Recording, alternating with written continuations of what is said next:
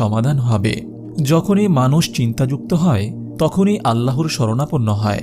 এটাই আল্লাহর প্রিয় বান্দাদের বৈশিষ্ট্য।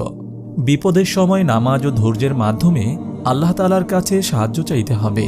আশা করা যায় আল্লাহ তাআলা বান্দার যাবতীয় বিপদ আপদ তথা সমস্যার সমাধান করবেন।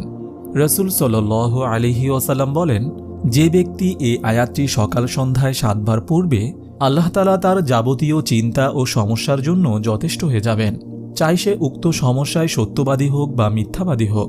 আবু দাউদ হাদিস নম্বর 5052। দোয়াটি হল, হাসবিয়াল্লাহু লা ইলাহা ইল্লা হুয়া আলাইহি তাওয়াক্কালতু ওয়া হুয়া রব্বুল আরশিল আযীম।